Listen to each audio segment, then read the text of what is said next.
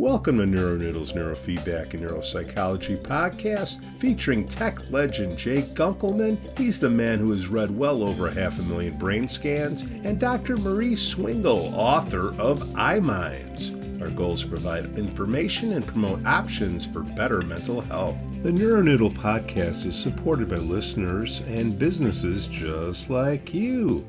Mark your calendars for Friday, April 26, 2024, as Bradley University hosts the 8th Annual Super Brain Summit, presented by the Center for Collaborative Brain Research. This year's topic, Rhythms of Regulation, Polyvagal Perspectives, promises an insightful exploration to polyvagal theory with Deb Dana, LCSW, leading the discussions as the featured speaker. Dana is a celebrated author and clinician, brings her extensive knowledge and practical experience to the forefront. The event will be held at the Hayden Clark Alumni Center's Peplo Pavilion, available both live and online, ensuring accessible participation for all interested. For those looking to register or seeking more information, please contact Gwen at GHOWARTER@bradley.edu or by phone at 309-677-3900. Further inquiries about the program can be directed to Dr. Lori Russell Chapin at lar@bradley.edu. Don't miss this enriching opportunity to engage with the latest advancements in brain research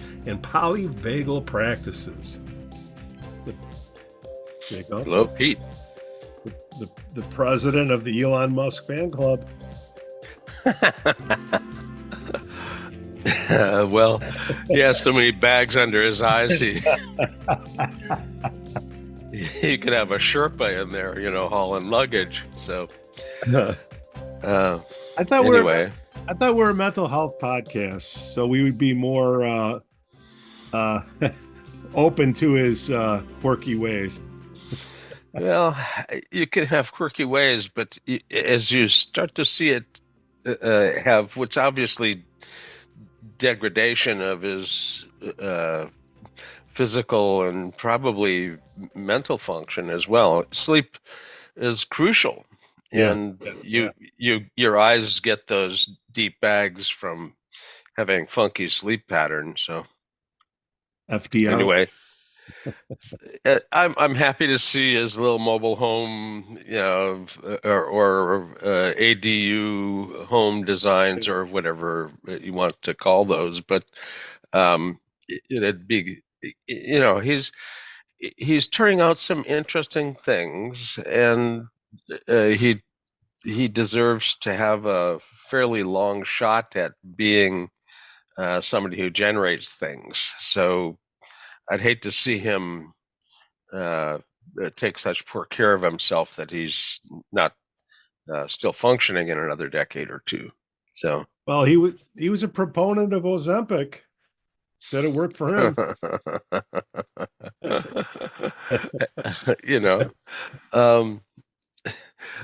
There's lots of ways to get in shape, and some people may need some assistance with something like Ozempic or bariatric surgery or things like that. I mean, there's neurofeedback, and you've seen Dirk Ritter's work on craving in eating disorders being treatable. So there's old-fashioned exercise and getting up and about and things like that, but you sent out all sorts of nice links for mental health sort of things. It's all the same stuff. This is what people are talking about, Yeah. I'm trying to be relevant, but this is all people are talking about. Yeah. So what's everybody talking about? Good morning. Well, you saw the list of deteriorating neuropsychiatric presentations in kids and stuff, and quite honestly, I wasn't aware of the severity and how rapidly it's degrading in a decade, serious suicidal considerations in young girls went from 20% to 30%, and kids with really serious concerns went from like 37 to 57%.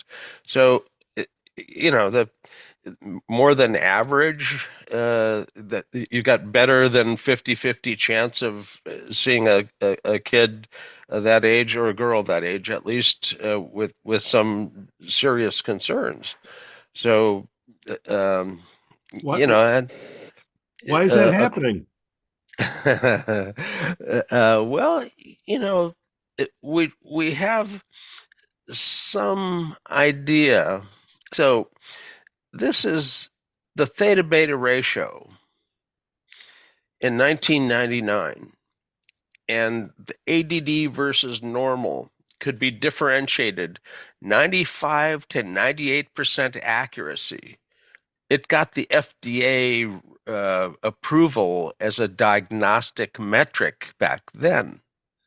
But as you see, the theta beta ratio across time, the effect size, which is the ability to separate two groups, and here the effect size is really quite good, and the effect size has dropped down to, the groups are overlapping so badly you could get the same odds as flipping a coin diagnostically differentiating here. So it's no longer, the theta beta ratio is no longer any good at identifying ADD.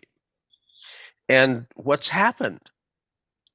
Kids have 2 hours less sleep per night on the average. And, if you don't have sufficient sleep, you carry over sleep debt, and your theta frequencies go up and your beta frequencies go down, and the theta beta ratios degrades. This is what it looked like in the original study. Here's the ADD group, the mean and the standard deviation. Here's the control group, the mean and standard deviation. The standard deviations didn't even touch. I mean, these are two separate curves. That's why you get such a high diagnostic specificity back then. But as you can see, the mean and the standard deviation in the current studies, they overlap so badly, you really can't differentiate one from the other here. So the 2 hours less sleep per night seems to be important. Now, another paper that you put out suggested that there were comorbid deteriorations with people that had sleep problems and circadian problems. And this paper is looking at children that are diagnosed with ADD. And it basically says there's one group that's basically got a primary disorder of vigilance. They just cannot stay awake. And because they can't stay awake, they look very inattentive. And this is like narcolepsy with no cataplexy. And quite often, these kids respond better to modafinil, which is a treatment for narcolepsy, than they do to any of the other stimulants. There's another one here that's a delayed circadian rhythm. And this one is problematic. Your little article said that there's a correlation between bipolar disorder and people that have a circadian rhythm problem, and this sleep problem is diagnosable. It's a delayed circadian rhythm, and if you wear an actigraph, which is like a Fitbit for a sleep lab, and the actigraph 1 week of data will start to show if there's a delayed circadian pattern, and if you've got that, you're at high risk of later life developing bipolar disorder. But in the interim, you're going to look very inattentive because you can't fall asleep easily, and you got to get up at a certain point in time. So you're going to be delayed onset, but you've got to get up on an alarm to get to school. So you're going to carry sleep debt. And at this point, it's very hard to see a 10-minute eyes closed EEG from a kid who doesn't actually either fall asleep or have sufficient drowsiness to the point where the they're dozing off and bumping into stage 2 sleep within a 10-minute study. And that if they do it before 5 minutes, they actually would qualify as a sleep study candidate because of a precipitous descent into stage 2 sleep. But if you've got that circadian delay, you can treat that circadian delay. In fact, this is the map of the United States, solar radiation, the area of the U.S. that gets all the solar intensity here. You'd think Florida, but they got a lot of cloud cover there too. But the desert Southwest is really intense. And you can see this is the CDC map with the incidence of ADD, ADHD, and there's about a 10% drop between the low solar intensity areas and the high solar intensity areas. And these are likely people that have this essentially a bipolar disorder that's being treated with bright light in the morning. And you can treat somebody with a circadian delay with bright light in the morning and melatonin in the evening to reset the circadian delay. And we can see the stats from CDC overlay with the solar radiation. And again, this is how bright and intense the sunlight is.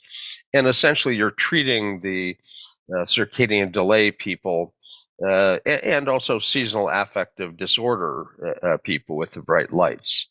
And the other groups here, these are people that have restless leg syndrome, and you also can have people have breathing problems at night.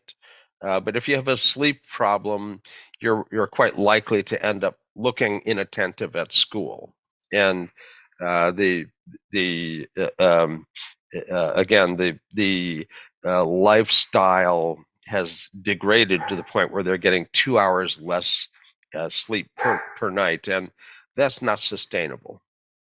Yeah, if I could jump in here, well, one further comment on the data, and then I can jump to culture.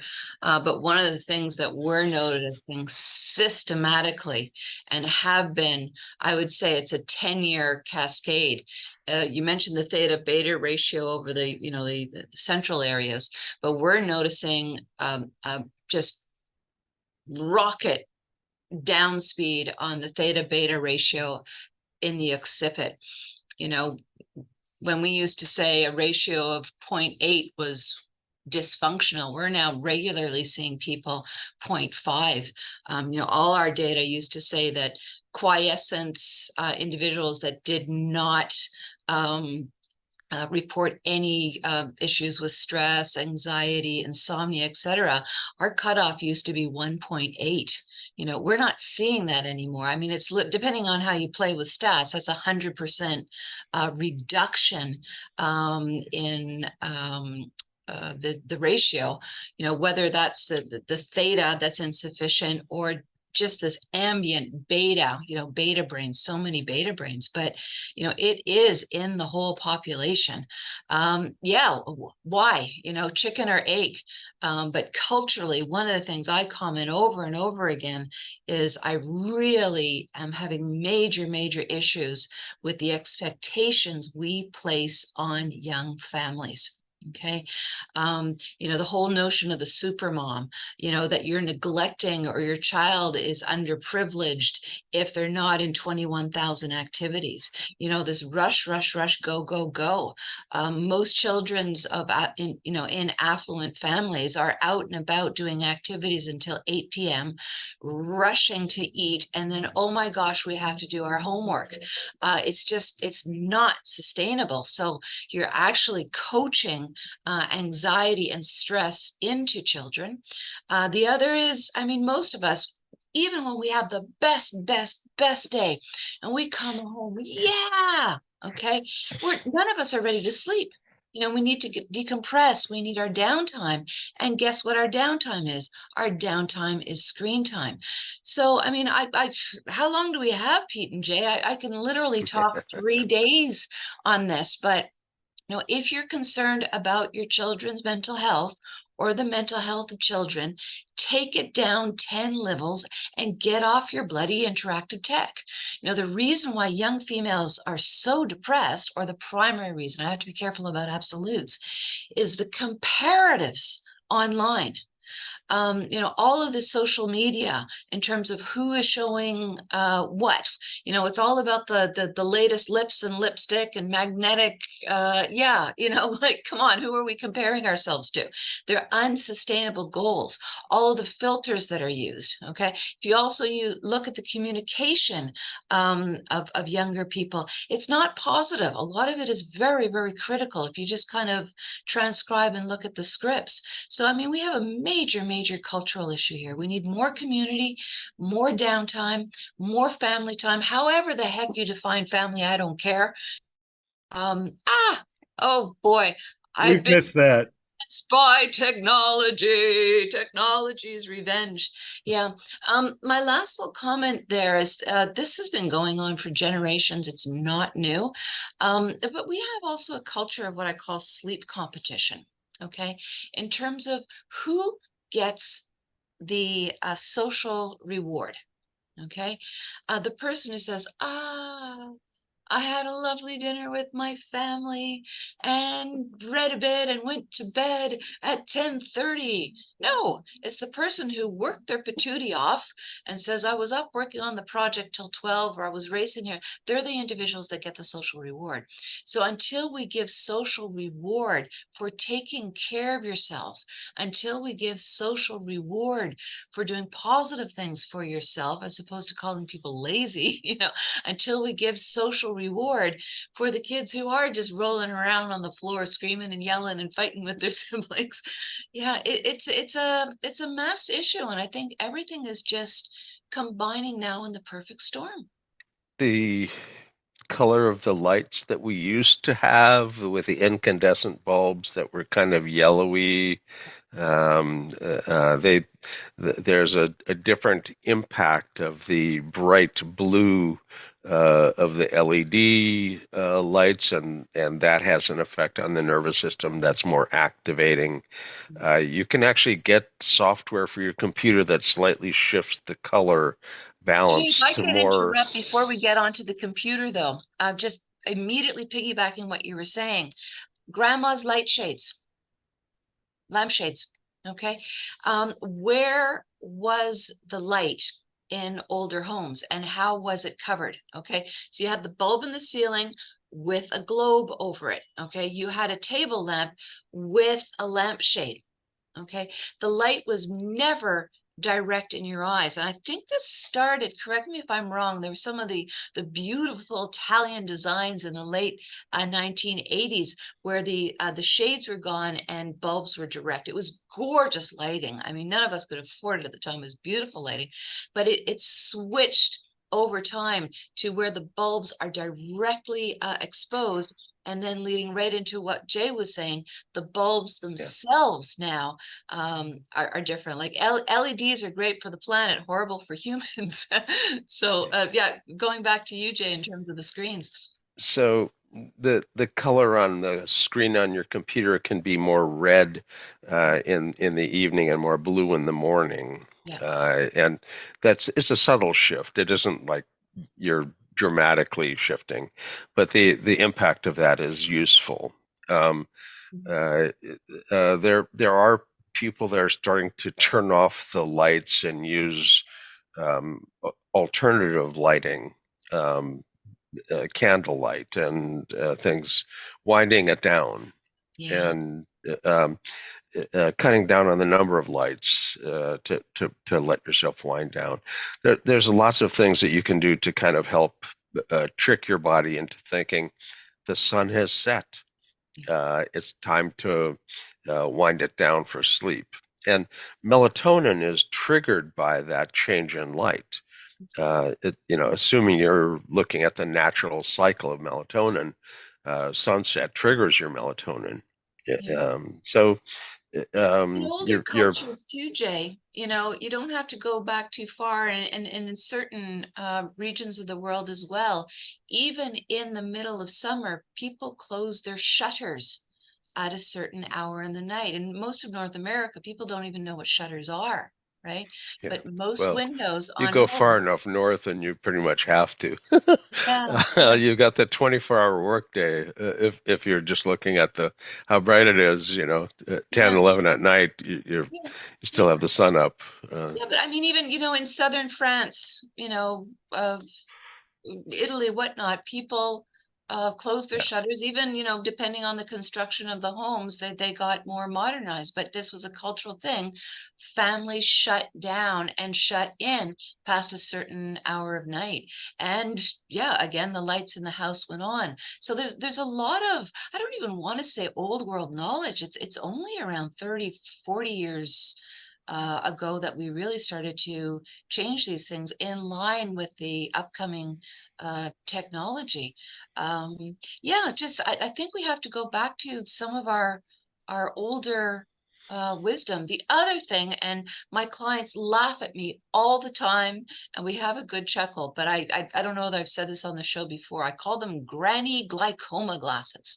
No insult to all of our grannies, whether they're with us or have passed over.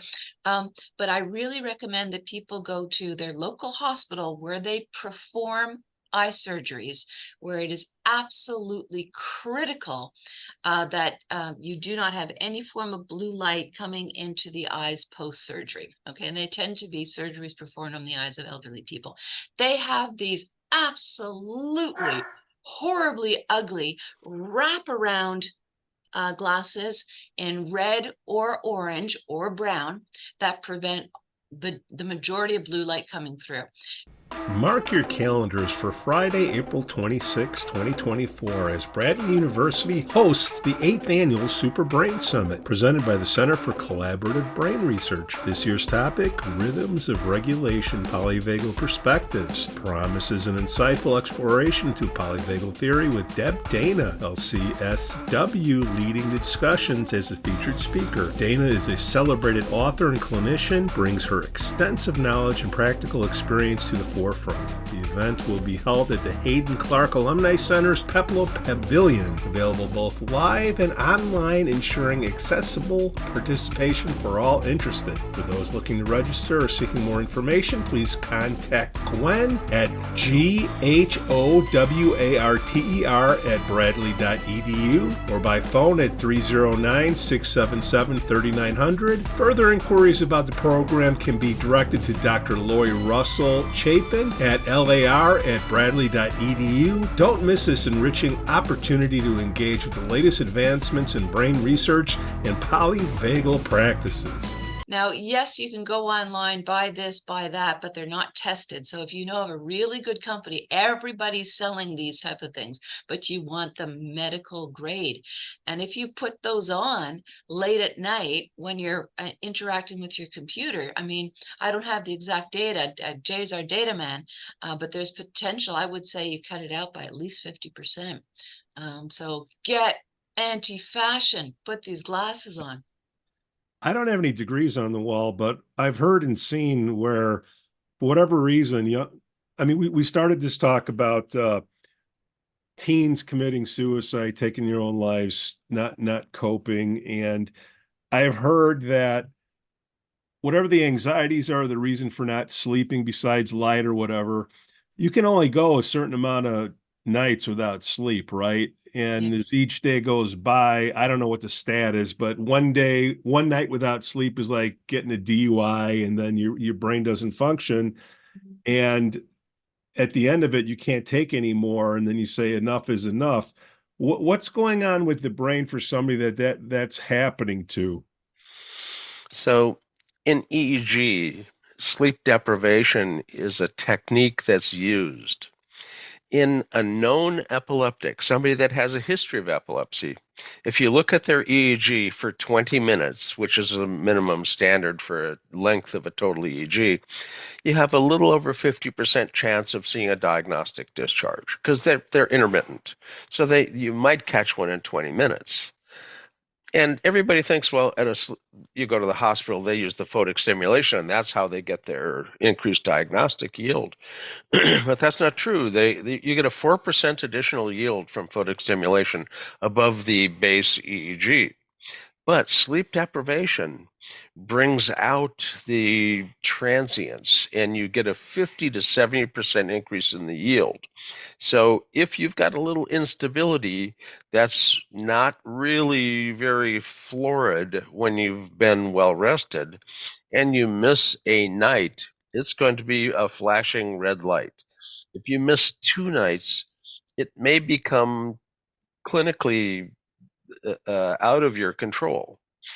People that have discharges in the temporal lobe can end up having events that they're not even aware of, rage events, pseudo-bulbar affect, emotions that don't make sense, a fit of laughter that's not even funny, but they're totally out of control emotional expressions that are just discharges out of the temporal lobe. So if you want to end up having a psychiatric diagnosis of some sort by looking extremely not normal, go without sleep for a few nights. Your behavior is going to be diagnosable in some way, but then that's the DSM diagnostics. I'm not that worried about what they diagnose, but if you return to proper sleep, it ends up helping. Excess sleep is also a problem. Martijn Arns has a nice study showing in depression, individuals tend to sleep a little longer, a little excess. And instead of 9+ hours a night, if they decrease the total number of hours of sleep back to a normal amount of sleep, that helps with their mood. So sleep deprivation or excess sleep, either one of them are not normal, healthy patterns. So if you want to end up having a healthy brain, you've got to have healthy sleep. We're all on clocks, whether we're talking about sleep, whether we're talking about eating, all of these things. And I think one of our major errors we make is we always forget we're biological beings, right? And biological beings with rhythm. Jay, my cutoff is 3 days. That after 3 days, like somebody is just gone in every sense of the word. But I think we've also talked about this before as well. What is one of the most common or through history torture techniques? Sleep deprivation. Okay. To get people to talk and just to make them as miserable as possible, to induce psychoses, to induce, right? It's harmful for us to deprive ourselves from sleep, and systematically. And then, of course, looping back to the young females, or for that matter, anyone, you're sleep deprived, and then you get all these lovely messages from social media about how you're not good enough. And then you get all these messages from your friends that are gossiping about this, that, and the other. And then you have to pay attention at soccer, or you're going to be accused of having ADHD. Like, it just goes on and on and on. Sleep well, eat well, have fun, people. Is sleep the easiest thing you can correct? Ooh, depends. Sleep onset insomnia and wakefulness have been proven to be able to be treated effectively. Now, not everybody has the form of insomnia where you have beta spindles at CZ and you can train SMR to stabilize the brain. When you get to stage 2 sleep, the vertex sharp wave that happens is your response to a sound. If you have a good sleep spindle, which is SMR during the day, sleep spindle at night, same generator. If you have a good SMR, you continue to drift off. But if you don't, if you have a beta spindle there instead, you wake up for all of those. So you have sleep onset problems and wakefulness. Training of SMR in Europe in Salzburg, Austria, the Consciousness and Sleep Lab, Wolfgang Klemmisch's lab. They actually did the studies with college students that had some insomnia, which is not necessarily the worst insomniacs, but they did 10 training sessions of SMR and found significant improvement in sleep and improvement in memory function as well. You sleep, you've got memory consolidation during sleep. So that was replicated in Graz, Austria, exactly. College students with insomnia effectively treated 10 sessions. But Salzburg recruited clinically really bad insomniacs, like the world-class insomniacs. I haven't slept in years. I've tried everything. Those. Not a student that's got a little bit of a sleep issue, but a world-class insomniac. Guinness World of Record, sort of level. So that they recruited them. And they basically did 10 sessions like the college students, and they found it ineffective. Now, we had already worked with elite athletes in Australia, the Australian Institute for Sports, and their elite athletes have sleep problems. Well, elite athletes some of them are for finely tuned instruments, and they're a little tightly wrapped, and the sleep onset is not good. And if you're not sleeping well, you're never going to be a world-class athlete. You may be damn good, but you're not going to be world class. You have to sleep to have recovery from the wear and tear of the workout. If you don't, you get micro tears that add up and you have a muscle strain. And if you don't sleep well, you don't remember what the coach taught you. All that semantic and declarative memory that's consolidated at night, short-term memory from yesterday. But what did that say? What were they talking about yesterday? We were in that room for a couple of hours going over plays, but that was X's and arrows. I can't remember what the hell they were talking about. You can't be world class unless you sleep well. So they recognize that, and we did 24 training sessions of SMR in world-class athletes that had really bad insomnia, and they have a strong drive, and there's a lot of beta associated with that. So they needed the SMR training, and it helped. To the point where now, and they had a control group, and they showed that the SMR ended up helping with the outcomes based on self-report and sleep lab tracking and so forth. So it was actually a control study outcome. Now, if you're an athlete in Australia and you're complaining of insomnia, you get SMR training. Now, it's not always CZ beta. Occasionally, you've got a frontal midline. You lay down to go to sleep and you ruminate. You just get stuck on something. It's not a physical buzz where you can't wind down. This is your brain locked onto something. And that's the anterior cingulate. You can't fix that with SMR at the vertex. You have to fix that up front. I want to loop in the athletes with the students for one. Same thing, an athlete is not going to remember what was said, but also, a student is not going to remember the lesson. They're not going to integrate the information through sleep. So it's the same thing.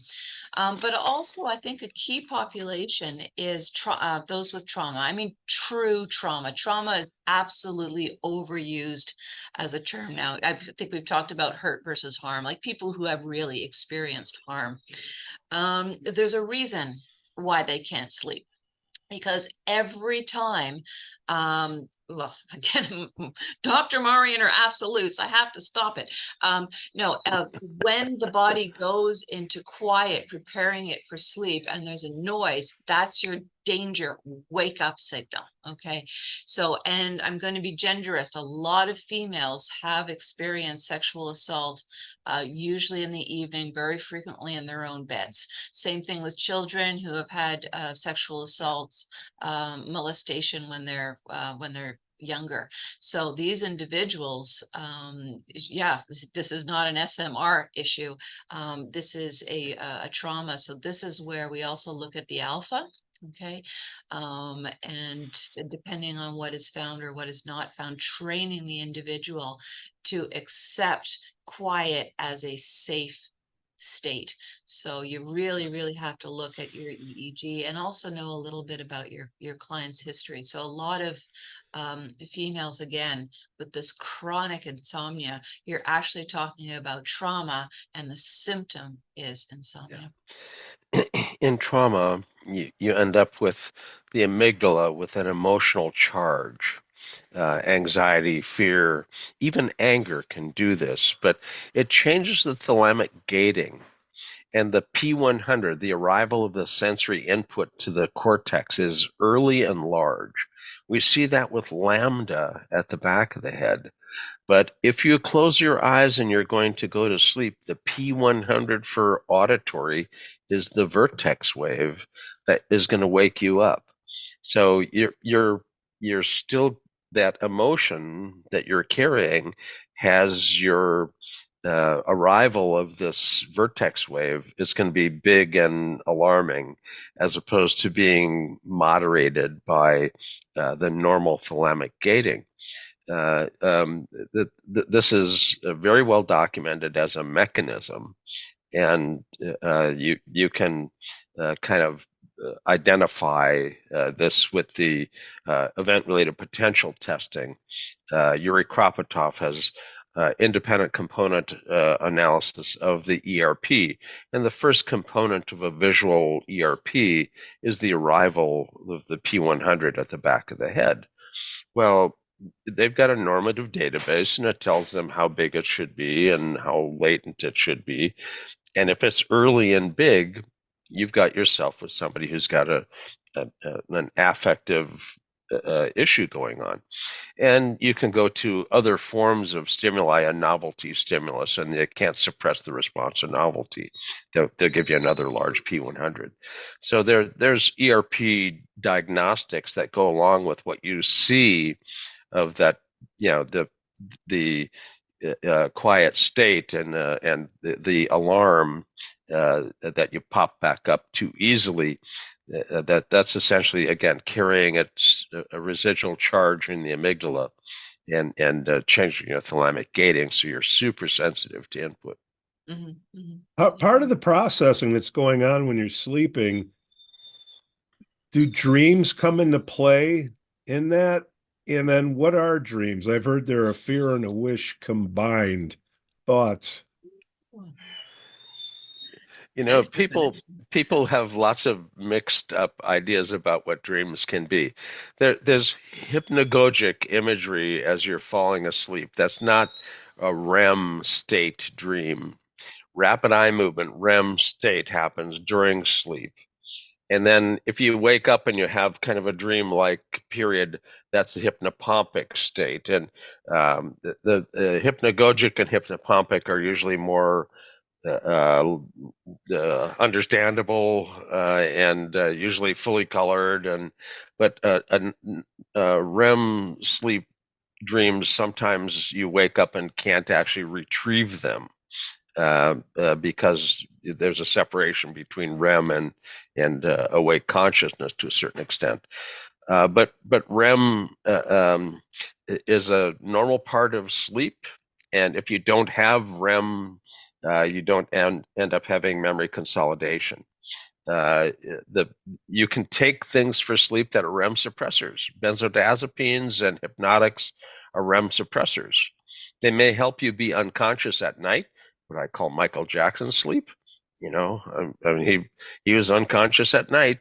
Propofol, he had a doctor there dripping that stuff in, keeping him unconscious. But your brain is busy doing stuff it's supposed to do at night. You're not aware, but that's a busy, busy brain. Metabolically, you can see it in a SPECT scan of a brain during sleep. It's busy. You can see the same brain with Ambien or Lunesta or any of the hypnotic sleep meds or benzodiazepines, and you see his blue brain of no metabolic function. Again, you can be unconscious at night. That's not sleep. And a lot of the sleep aids that are out there ruin your sleep. They don't help. You might feel like you slept. You're unconscious for 8 hours or something, but your brain should cycle 90-minute cycles. In the first half of the night, you get more slow wave sleep. You're growing dendritic connections that you're going to end up playing memories through in REM. And the things you did during the day, bits and pieces of your past, all of that stuff is thrown together in your REM. But you consolidate memory by playing back things in these new connections you just made.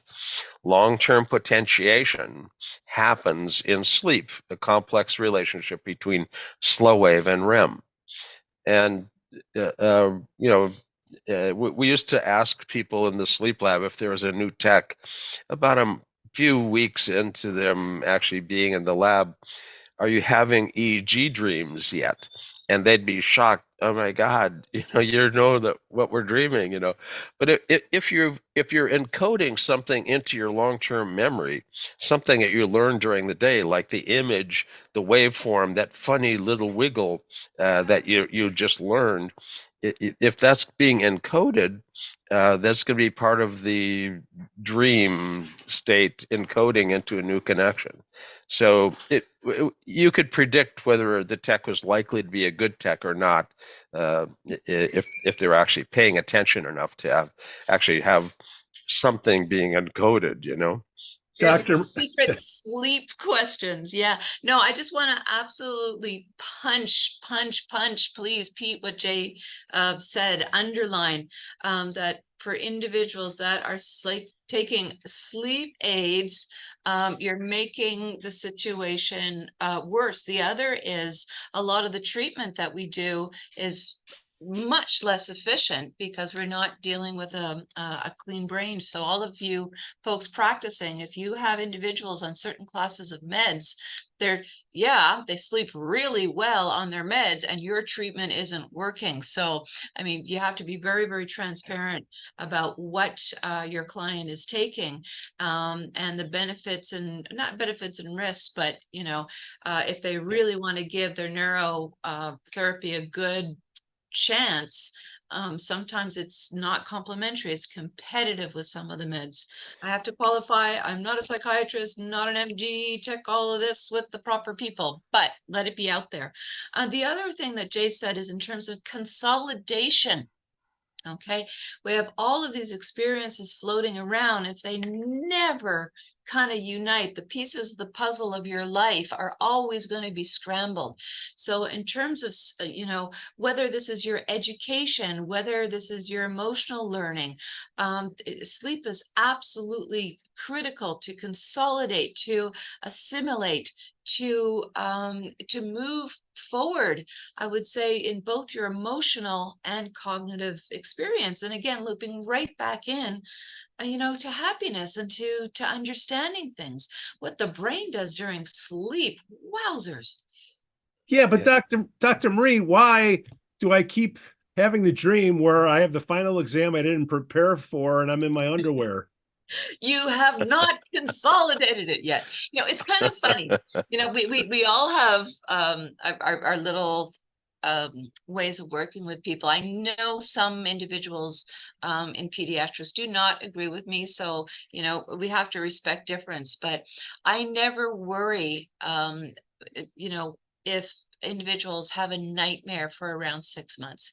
It means you're still processing something, you're still trying to consolidate. Okay, after the 6-month mark, then we start to look at things. Okay, even little kids, like parents out there, your kid is working on something. Let the brain work it through. Do whatever you can to help them have a good sleep and work things through. Jay, did you want to pipe in there? I was going to say, Pete, didn't your mom tell you to wear clean skivvies? I mean, That was the problem, yeah. But why did I have to have rubber sheet? What's going on there? you got a lot to consolidate, but then Yeah. I'm at the right podcast. luckily some people, Yeah. so um But it is kind of funny though. So, sometimes we all do have that one dream that kind of comes back. Something's going on that's making you rethink yeah. and consolidate something. I don't know. I find it fascinating. Well, in all seriousness, I bring up the rubber sheets, but kids go to the bathroom at night during the sleep. What's going on there? How It depends upon what age it's happening at, actually, and it's normal uh, for young kids to end up having nocturnal enuresis. However, after a certain point, it becomes unusual. Now, it can run in families where they don't stop until they're 9, 10 years old. And that's going to be very difficult because going over to somebody's house and wetting the bed at somebody else's house isn't the same. Going to camp and peeing in your sleeping bag and having to be the one in your cabin to hang your sleeping bag out every day. There are things that are going to be problematic about it, but um, it's also possibly a sign of nocturnal epilepsy. And that if it's persisting beyond a very young age, you need to start to think there may be an electrical storm that creates urination, defecation, and that that you have to take that into account. Again, very young kids, this is normal biological stuff. Yeah. But If I could, as you get older, you have to start to look for medical reasons. yeah, I want to piggyback everything that Jay is saying. My cutoff for male children is around 9. That's when we start to look at it. But, from, 5 to 9, this just happens occasionally more for male children than female children. I'm not sure why, but we just kind of know this. The other is, just in terms of helping to quiet parents to understand, how many advertisements are there on TV for pull-ups and overnights and whatnot. That tells you how common it is, because they would not be Yeah, doing this mass marketing if it wasn't common. So don't worry too much, unless it's very frequent. So the yeah, occasional little thing. Also, if you look back into, boarding schools, Pete, you're joking about your rubber sheets, like standard pro forma for kids in boarding school. Everybody had to have a rubber sheet. There's a reason for this, and anybody who works systematically with children or markets to children knows this. But Jay, when can, just to help the clinicians out there, what is your cutoff for frequency of urination, say after I'd say 8 to 9, in terms of when you should get checked? Because we all know the longer if somebody really is having nocturnal yeah. seizures, you want to get on it. So what is your cutoff? In fact, if you're seeing them in the office for neurofeedback anyway, you you have a high probability of already having recorded an EEG. And if you see paroxysms that you're not familiar with, you should have somebody take a peek at that. But you may be able to catch it in your routine assessment. Now, you're not doing the recording at night, but if you're seeing paroxysmal discharges during the day, it, it's not uncommon for them to be more florid during sleep. In fact, there's some kinds of seizures that happen in their sleep. There's electrographic status epilepticus of sleep, ESES, and that's a particular kind. You go to sleep and you basically start having a continuous seizure. It's hard to have a good night's sleep with that. So it particularly disabling for a family to have a child. I mean, you've got a night shift to take care of a child who's seizing all night, and so there's that. Others like the benign Rolandic epilepsy, which is called Rolandic epilepsy in Europe. They dropped the benign. It's not benign. They typically don't have seizures, as they're very uncommon, so they're very frequently not treated. John Hughes's work showed that if you treat them, they actually have a better life outcome, higher level of education, better income, better life satisfaction scales, but no difference in seizures because they're very rare in the first place.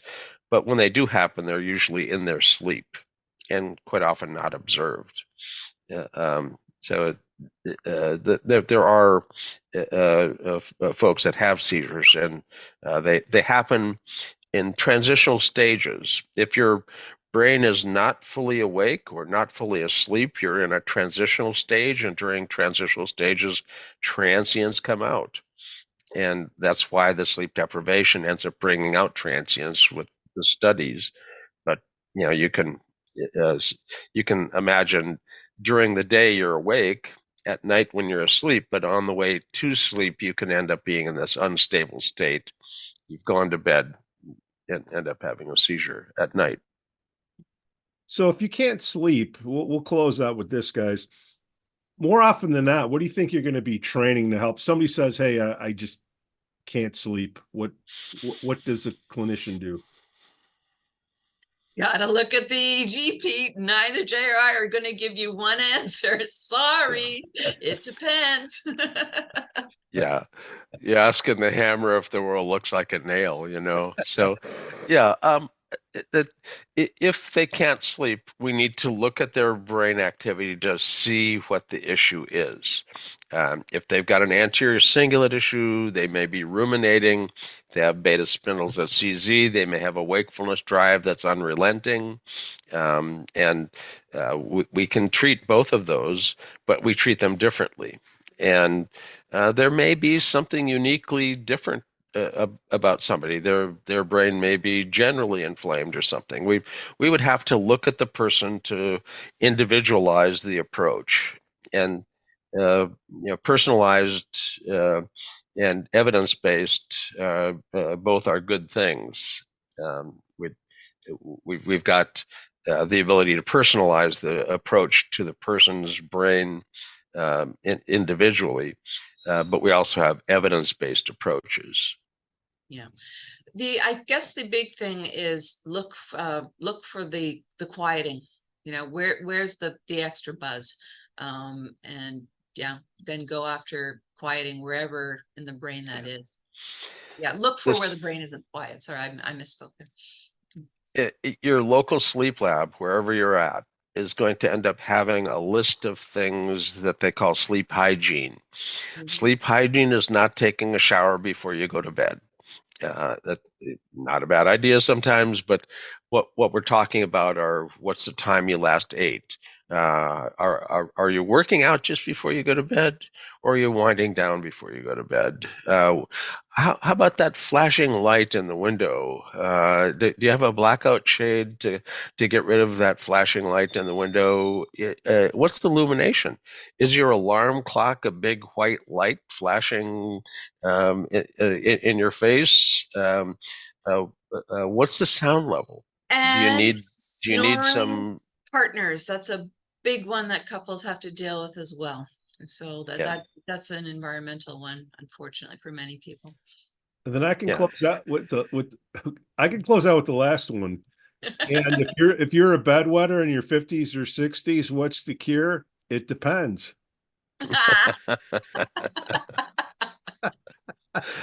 Oh, Pete. Jay Gunkelman, Dr. Marie Swingle. Glad to have you back, Dr. Marie. My pleasure.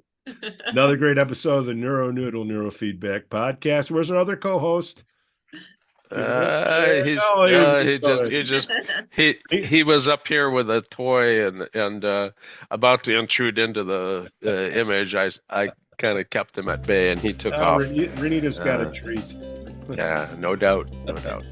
All right, everybody, have a great week. Good to see you all. Get some good sleep. Take care. Bye-bye. Yeah. The NeuroNoodle podcast is supported by listeners and businesses just like you. Mark your calendars for Friday, April 26, 2024, as Bradley University hosts the 8th Annual Super Brain Summit, presented by the Center for Collaborative Brain Research. This year's topic, Rhythms of Regulation, Polyvagal Perspectives, promises an insightful exploration into polyvagal theory with Deb Dana, LCSW, leading the discussions as a featured speaker. Dana is a celebrated author and clinician, brings her extensive knowledge and practical experience to the forefront. The event will be held at the Hayden Clark Alumni Center's Peplo Pavilion, available both live and online, ensuring accessible participation for all interested. For those looking to register or seeking more information, please contact Gwen at GHOWARTER@bradley.edu or by phone at 309-677-3900. Further inquiries about the program can be directed to Dr. Loy Russell Chapin at lar@bradley.edu. Don't miss this enriching opportunity to engage with the latest advancements in brain research and polyvagal practices.